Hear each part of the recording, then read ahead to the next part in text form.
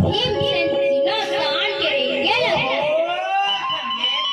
जब और राजा के पास में ये मुलायम राजा अपनी माता को याद करे। अरे मैं याद नहीं कर रहा। एक और मर्जी बोली से मोर मर्जी से याद नहीं कर रहा। ये देखा था ना पहलवान एक और साथ में तो मुकाबला करे पड़ी। तो भीमसेन राजा विराट को प्रणाम करे और अपन भैया के तरफ मुड़ के प्रणाम करे। धन्य है भैया, बहुत दिन हो गए लड़ाई तो नहीं करी। अब भीमसेन छलांग मार के कूद गए ग्राउंड में और वहां का तलवार न खड़ाक न सूल मारकर कहीं नहीं। पहलवानी लड़ाई का पटकी पटका मुक्की मुक्का पजड़ी पजड़ा भीमसेन छलांग मार के पेट मास्टर एंड बेंड हो जाए बापरा। कूद के करके देख भाई मैं कभी लड़ाई झगड़ा नहीं करे। तो लड़ाई करना है तो मन मुताबिक करा। राक्षस कैसे तो जैसे लड़ता वैसे लड़ता। जब भीमसेन के गुस्सा तेज होइस ना, जब बजंगरा ठठावे दोनों भुजाना